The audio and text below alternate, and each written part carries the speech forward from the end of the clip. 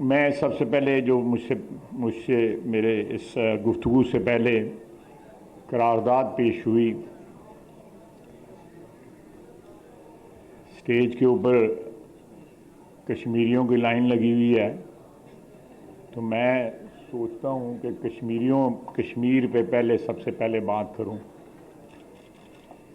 मैं पिछले चंद माह से या साल डेढ़ 2 साल से देख रहा हूँ कि आलम इस्लाम के 2-3 मसले हैं जहाँ पे मुसलमानों के साथ जुल्म हो रहा है।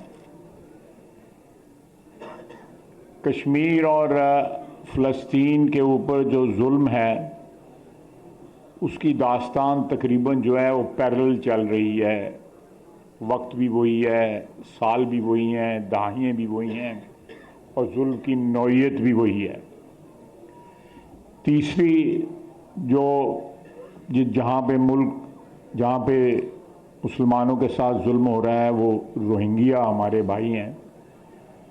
अभी मैं सोशल मीडिया पर पढ़ रहा था कि एक कश्ती जो है वो डूबी है। वो हिजरत कर रहे थे अपने मुल्क से, 261 रोहिंग्या जो है ना वो डूब गए हैं। लेकिन ये सारी इस वक्त मुझे एक बात की दिल को तक़वियत मिलती है कि फ़लस्तीन का जो कॉज़ है वो सोशल मीडिया पे और अदरवाइज़ भी, आपने ये फुटबॉल के फीफा का देखा होगा, उसमें फ़लस्तीन के कॉज़ को बड़ा फोकस मिला है। और इंटरनेशनल जो कम्युनिटी है, बैनुल-अक़वामी बरादरी जो है, चाहे वो मुसलमान हैं या मुसलमान नहीं हैं, बल्कि यहूदी भी जो है उस कॉज़ को जो है सपोर्ट कर रहे हैं। उससे हौसला मिलता है कि कोई मंजिल जो है फ़लस्तीनियों की वो करीब आ रही है, आहिस्ता आहिस्ता करीब आ रही है। लेकिन साथ साथ दुख हो रहा है कि कश्मीरियों की मंजिल जो है ना वो दूर जा रही है। कई साल हो गए हैं पाकिस्तान की सियासत का कुछ इस किस्म का हालात बिगड़े हैं कि कश्मीर का जो मसला है उसके ऊपर किसी किस्म का फोकस नहीं रहा। और जिस तरह की सियासत पाकिस्तान में है उसके मुतल्लिक़ तो मुझसे पहले बहुत से मुकर्रर जो है उसका जिक्र कर चुके हैं। लेकिन कश्मीर की सियासत जो है वो पाकिस्तान की सियासत से भी बदतर है। और यही एक मेजर कॉज है कि जो प्लेटफॉर्म जो है यह एक स्टेज जो है कश्मीर की जद्दोजहद को सपोर्ट करने के लिए हमें मुहैया है, वहाँ पे अक्सर एक्सेप्शंस ज़रूर हैं, अक्सर जो है कश्मीरी सियासत के जो सबसे बद किरदार लोग हैं वो सियासत के साथ जो है के ऊपर मुसल्लत हैं। मैं इससे ज़्यादा नहीं कहूँगा, लेकिन ये रिस्पॉन्सिबिलिटी पाकिस्तानियों की और ख़ुसूसन कश्मीरियों की बनती है कि हम इस कॉज़ को आगे लेके बढ़ें, ना सिर्फ पाकिस्तान में, ना सिर्फ बर-ए-सग़ीर में, बल्कि इंटरनेशनल जो मुख्तलिफ प्लेटफॉर्म्स हैं उनके ऊपर ज़बानी जमा खर्च करने की बजाय एक कंसर्टेड जो है कैंपेन जो है कश्मीर के लिए जो है वो आगे बढ़नी चाहिए, ताकि ये जो उम्मीद जो है वो महूम होती जा रही है, वो उम्मीद जो है दोबारा उसकी लौ जो है वो बढ़के और हमें ये उम्मीद हो, हमें इस चीज़ का हौसला हो कि कश्मीरियों की तगोदो भी, उनकी जदोजहद भी जो है वो इंटरनेशनल उसका व्यू जो है वो एक किस्म का फोकस हुआ है। मैं इसके बाद जो है जो सियासी गुफ्तगू हुई यहाँ पे बरादर मोहम्मद मीर साहब ने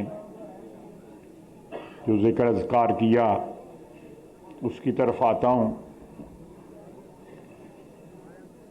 ये बिल्कुल सही बात है कि पाकिस्तान के जो आज हालात हैं उनमें अगर 4-5 जो हमारी हुक्मरान अशराफिया के जुज़ हैं पिछले 75 साल से, जिसमें सियासतदान भी हैं, जिसमें हमारी ब्यूरोक्रेसी है, जिसमें हमारी एस्टेब्लिशमेंट है, हमारी अदलिया है, हमारा मीडिया है, हमारा बिग बिजनेस है, ये सारे मिलके जो है आज जो पाकिस्तान के हालात हैं उसके जिम्मेदार हैं। अब कौन ज्यादा जिम्मेदार है, कौन कम जिम्मेदार है, ये एक डिबेट है जो मैं समझता हूं एकेडमिक है। मैं समझता हूं कि ये कलेक्टिव जिम्मेदारी है हमारी अशराफिया की जो हुक्मरानी कर रहे हैं पिछले 75 साल से। ये ज्यादा लोग नहीं है, ये हजारों में है, लाखों में भी नहीं है, लेकिन इनके इन्फ्लुएंस की वजह से, इनकी कोताहियों की वजह से, इनकी लग्जिशों की वजह से, इनके अपने सेल्फ इंटरेस्ट को प्रोटेक्ट करने की वजह से बाकी अवाम भी जो है वो आहिस्ता आहिस्ता आहिस्ता आहिस्ता पस्ती की तरफ जो है हमारा इखलाक, हमारी इक़दार, हमारी सियासत जो है वो पिछले 75 साल में वो इक़दार जो है वो इतनी ज़्यादा कॉम्प्रोमाइज़ हो गई हैं कि अब पता नहीं लगता कि कौन सी चीज़ जायज़ है या क्यों कौन सी चीज़ नाजायज़ है।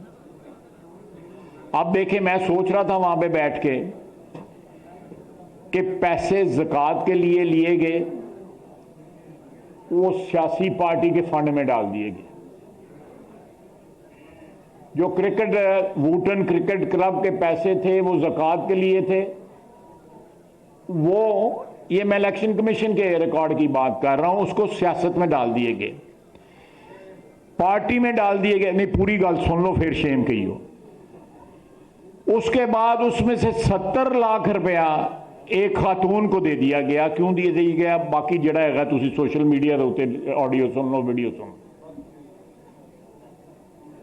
70 लाख रुपया दिया गया। आपकी सियासत जो है इस एक वाक़े से सारी डिफाइन हो जाती है।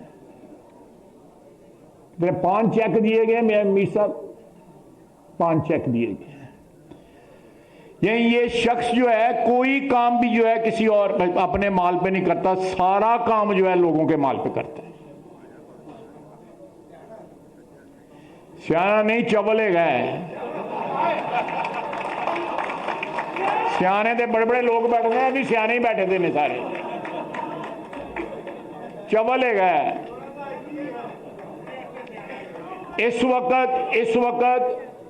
इस वक्त जो मुस्तफी मेंबरान हैं, मेरा ने 130-135 के करीब हैं पीटीआई के, जो ये 2829 को जो है स्पीकर साहब के पास जा रहे हैं, जितने भी हैं 50 करोड़ रुपया महीना जो है वो गवर्नमेंट से ले रहे हैं। 50 करोड़ रुपया महीना गवर्नमेंट से ले रहे हैं। सरकारी रिहायशें, सरकारी फैसिलिटीज, हर किस्म का जो है वो पाकिस्तान की आवाम से जेब से निकाल रहे हैं। लीडर भी जेब कतरा, फॉलोअर्स भी जेब कतरे। यार अंग्रेजी च ना कहो, मैं तुहानू कहा पंजाबी च कहो ताकि मजा भी आए, तुहानू भी कहता तो मैनू भी सुनन दा। ये देखें, मैं जो फार्मूला बरादरम हामिद मीर साहब ने, हामिद मीर साहब भी बड़े पीर कारीगर है ने। हामिद मीर साहब ने कहा है कि इन्हों इस्तीफे देन दिओ, ਉਹਦੇ बाद इन्हों इलैक्शन भी लड़न दिओ, ਉਹਦੇ बाद फिर इस्तीफे देन दिओ, ਉਹਦੇ बाद फिर इलैक्शन। 8 महीने इंज ही कढ़ लो। मीर साहब यह कहा है ना, तुझी 100% ही कहा है। मैं हामिद मीर साहब का पैगाम जो है इस तकरीब की वसातत से अपनी लीडरशिप को जो है पहुंचाऊंगा कि अकल की बात जो है बाज़ का जो है अच्छे दोस्तों से उनसे मिल जाती है। तो हामिद मीर साहब जो है हमारे अच्छे दोस्तों में शामिल हैं। तो ये इन्होंने इस्तीफे मंजूर करो तो इन्हों जो है ट्रक की बत्ती मगर लाई रखो। उसके बाद जो है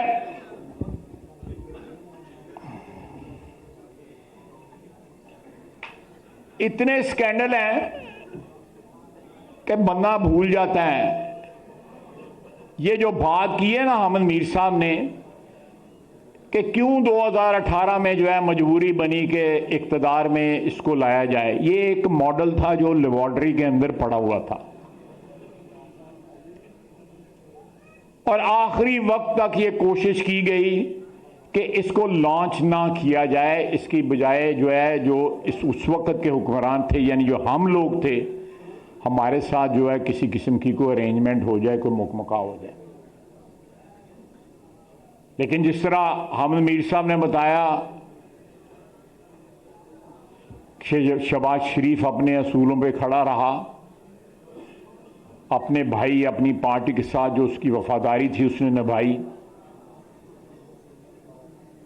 अल्लाह ताला सुरखरू करता है, अल्लाह ताला इन बातों का अजर देता है। हो सकता है कि हम वहां पे कॉम्प्रोमाइज कर जाते तो आज जिस इज्जत के साथ, जिस आबरू के साथ हम आप लोगों के सामने खड़े हुए ना खड़े हो सकते। और ये जो लेबॉर्टरी में मॉडल खड़ा है ये भी ट्राई ना होता। इन्होंने बनाने वाले ने भी औकात यदि पता लग गई, नाल उन्होंने अपनी भी औकात पता लग गई है, एदे मुंह औकात पता लग रही है। एनी है ना कुछ असी तो कुछ नहीं कह रहे, असी चुप करके कुछ दे गए गाला वो कटन दिया जाएगा। यही जिस शख्स ने उसको खिलाया है, जिस हाथ ने उसको खिलाया, उस हाथ को उसने काटा है। मैंने कल सियालकोट में कहा था कि इन्हें खीर सारा मुद्दा जड़ा है मुर्शद पा देना है कि मेरे को गलती हुई सी, मैं ब्याह क्यों किया है, मैनू बुढ़ी गलत मिली है। ये कोई बईद नहीं है, मैं ये बात कोई मजाक के तो, लेकिन आप देखें कि किस किस बात पे उसने जो है कहा कि बाजवा साहब को एक्सटेंशन दी, गलती की, रूस गया गलती की, फलां बात की गलती की। इस शख्स के साथ सिर्फ इस शख्स की वफादारी दौलत के साथ और इख्तिदार की हवस के साथ है, उसके अलावा किसी के साथ नहीं, किसी के साथ ना, इस मट्टी के साथ, ना इस मुल्क के साथ, ना किसी अजीज रिश्तेदार के साथ, ना पार्टी के साथ, ना अपने फॉलोअर्स के साथ, किसी के साथ नहीं। अव्वल और आखिर जो है इख्तिदार और दौलत के साथ जो है। मैंने असेंबली में एक दिन कहा था शाह महमूद कुरैशी को आवाज दे के, मैं कह जेबां चेक कर खाली होंगी, अगर पैसे निकल आए मैं इस्तीफा दे दूंगा। था यही मुफ्तबर है और सियासत में उसने जितनी रवायात को फ़रोग दिया है, चाहे वो सोशल मीडिया पे हैं या असेंबली में हैं या सियासत में हैं, पंजाब में लाहौर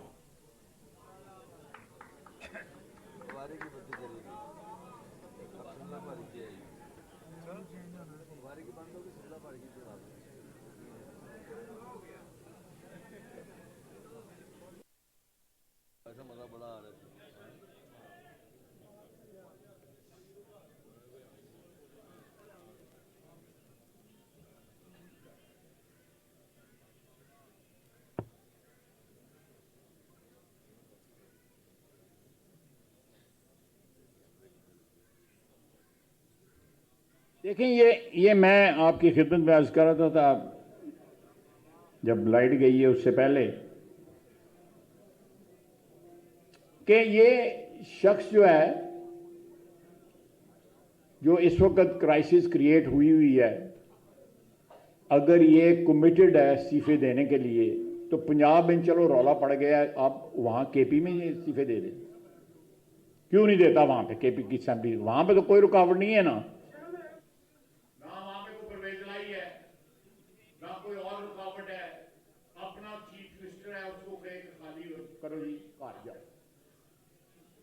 ये किसी चीज के साथ कमिटेड नहीं है। ये आपकी मुल्क की सियासत के साथ जो खिलवाड़ हो रहा है, मैं समझता हूं कि 75 साल का जो गंद इकट्ठा हुआ था वो एक शख्स में आके मुज्तमा हो गया। हमारी कुताइयां, हमसे पहली नस्ल की कुताइयां, एस्टैब्लिशमेंट की कुताइयां, अदलिया के फैसले, ब्यूरोक्रेसी की हर आने वाले के साथ वफादारी, ये सारा कुछ इकट्ठा होके एक माइक्रोकॉस्म बन गया हुआ है कि इमरान खान की एक डिफाइन करता है हमारे मुल्क के आज के हालात कि आज क्या हालात हैं आपके मुल्क के, उसकी डेफिनेशन जो है इसका वजूद है। और ये सारी चीजें जो है आपके लोएस्ट लेवल तक जो है वो सरायत कर गई हैं। ये किस तरह रिवर्स होगा? मेरा भाई साद रफीक जो है कह रहा था कि सियासतदान इकट्ठे बैठ जाएं। वो अद्धे नालों बहुते सियासतदान किधरे और फिट ने तो असी इकट्ठे बैठ के की करना है। ये सबको बैठना पड़ेगा। जो जो प्लेयर्स रहे हैं पिछले 75 साल में पाकिस्तान की सियासत में, सबको बैठना पड़ेगा। शख्सियात को नहीं बैठना पड़ेगा, बल्कि जो अदारे हैं जिसमें सियासत का अदारा नंबर 1 है, पार्लियामेंट है, अदलिया है, ये तमाम तर चीजें जब मैंने कहा है सरायत कर गई हैं कैंसर की तरह के तमाम आपके ऑर्गन्स में। एक ऑर्गन फेलियर हो चुका है। उस ऑर्गन फेलियर को रिवर्स करने के लिए जो भी अदारे जिम्मेदार हैं, आप देखें नवाज शरीफ के साथ अदलिया ने क्या किया। बेटी जेल में मिलने गई हुई थी, बेटी को बाप के सामने गिरफ्तार कर लिया। यहां 2 दिन अंदर जाते हैं, कोई रोने लग पड़ा है, किसी को दमे का अटैक हो जाता है, कोई किसी और जफा मार कर रोना पैदा है। यही होता है ना, दो दिन। ये इस लाइन में जो लोग बैठे हुए हैं, वो सलमान रफीक बैठा हुआ है, वो कोई 22 महीने अंदर रह गया। साद रफीक बैठा हुआ है 22 में 176 दिन रह रहे हैं।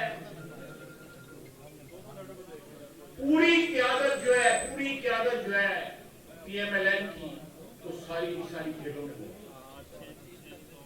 और ये बंदोबस्त किया गया कि जेल में वो बदतरीन हालत में रहे। ये कहते हैं ना कि मेरे हाथ में कुछ नहीं था, जनरल बाजवा नैब के फैसले कराता था। जब ये फैसले कर रहा था, हमारे साथ ये सारा कुछ करने का, जनरल बाजवा ने जरूर मुझे खबरें दे दिया होने कि फैसले यही कर रहा। अब हौसला नहीं पड़ता कि एक बंदा जो है गिरफ्तार होता है और रौला जो है वो जिस तरह पड़ता है। फिर वो सुना है कि जिस दिन परवेज लाई ने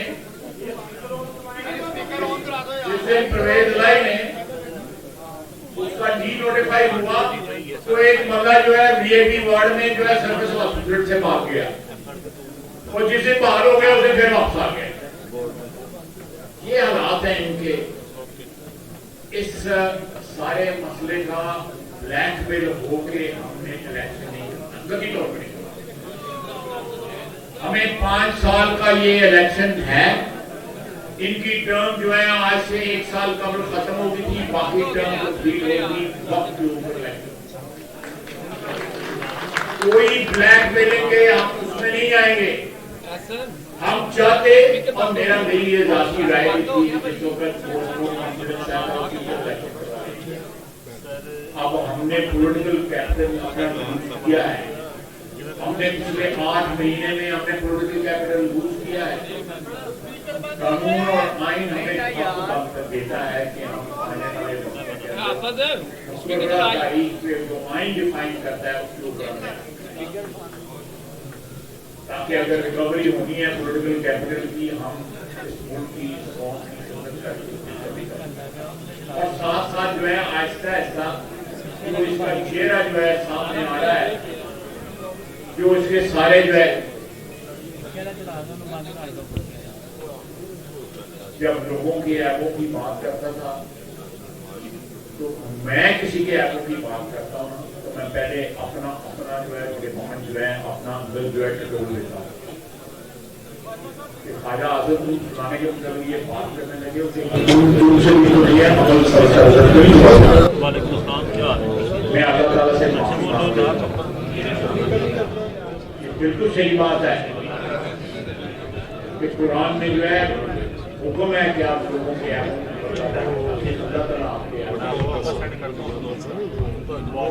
पर्दे डालता है, सुबह शाम हमारे ऐपों पे पर्दे डालता है। लेकिन जब आज ਤੁਹਾਨੂੰ कोई चूंडी भोरे तो उसले तुसी कहो जी कि ऐबा ने पर्दा पाने ਤੁਹਾਨੂੰ आयत याद आ जाए, सूरत हुजरात याद आ जाए। जब आप लोगों के मतलब बात करते रहो तो उस वक्त जो है थोड़ा मुंह बंद ही ना हो। तो ये इस तरह नहीं होता। ये मुनाफिकत, ये दोगलापन जो है, ये पाकिस्तान की आवाम के इज्तिमाई शऊर की जो है तौहीन है। इस तरह नहीं होता। मैंने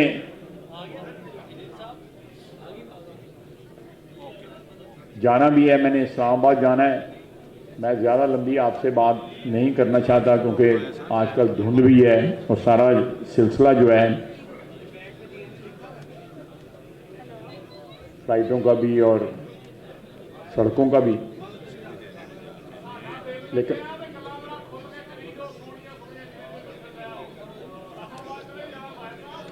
चलो अगली किस्त फिर कर लवेंगे, साद रफीक को कहेंगे फिर बुला लेना, ऐसी कि गल है। असी कोई आदे को दौड़े दे गए फिर आ जावे। लेकिन जड़ा देखें, मैं ये जो मैं दोबारा आता हूँ, जो बात की है मैं इन्होंने आमन मीर साहब ने, ये जो 2018 में जो वाक़या हुआ है, अभी उनके लोगों ने भी और अभी प्रेसिडेंट साहब ने भी कहा है, अलवी साहब ने भी कहा है कि हमें एस्टैब्लिशमेंट या जनरल बाजवा साहब जो है मदद हमारी करते रहे। 2018 से, उससे पहले ये सिलसिला शुरू हुआ। बाज़ ऐसी ट्रांजैक्शन थी जो 2013 और 2018 में होने वाली थी। अगर नवाज शरीफ उन पे हाँ कह देता तो ना पनामा रहना था, ना कोई नैब के केस बनने थे, ना अदलिया ने हमारे खिलाफ फैसले देने, कुछ भी नहीं होना था। लेकिन नवाज शरीफ अपने असूल पे डटा रहा। उसने कहा कि मैं ये काम नहीं करूंगा, जो मुझे कहा जा रहा है मैं ये काम नहीं करूंगा, कानून और कायदे के मुताबिक काम करूंगा। ये जो जिस कंप्रोमाइज की हामिद मीर साहब बात कर रहे हैं, उस किस्म के और भी बहुत से कंप्रोमाइज जो थे वो अवेलेबल थे, लेकिन हमने नहीं किया। नुकसान उठाया, जाती नुकसान उठाए, जेलों में गए, झूठे मुकदमात बने, ना सिर्फ अपने पे बने, अपने अहले खानदान पे, अहले खाना के ऊपर, ख्वातीन के ऊपर मुकदमात बनाए। और एक 3-4 साल का एक भयानक दौर गुजरा है इस मुल्क के ऊपर, और आज भी उसके असरात जो हैं आपको सोशल मीडिया के ऊपर नजर आते हैं, बेशुमार नजर आते हैं। एक पूरी नस्ल जो है उसका मिजाज बदल गया है। जो चीजें अब मीडिया पे आ रही हैं उसका जो है उनके फॉलोअर्स हैं इमरान खान के, उन पर कोई असर नहीं है। जो ग्रे एरिया में वोटर होता है ना, वो 14, 15, 20% जो है वो स्विच होता है इधर उधर, जो हमें टारगेट करना चाहिए। लेकिन जो उसका कमिटेड वोटर है, जो जलसों में नाचता है, जो गाता है, जो अजीब अजीब किस्म के बयानात देता है, आप भी सुन चुके हैं, मैं उनको रिपीट भी नहीं करना चाहता, वो उनके लिए जो मर्जी कर लीजिए आप, उन पे असरअंदाज फिलहाल नहीं होगा, लॉन्ग टर्म में जरूर होगा। तो मैं समझता हूं कि अगर हमने 2016-17 में जब मियां साहब को वजारत उज़्मा से हटाया गया, एक तनख्वाह ना लेने पे डिस्क्वालीफाई किया गया, उससे कई गुना, उसका तो जुर्म ही कोई नहीं था नवाज शरीफ का, इससे तो उससे कई गुना, 1000 गुना बड़े जुराइम जो है इसके सामने आ चुके हैं। लेकिन रस्सी दराज हुई भी है। अल्लाह ताला की जब पकड़ आएगी उससे माफ़ी मांगनी चाहिए।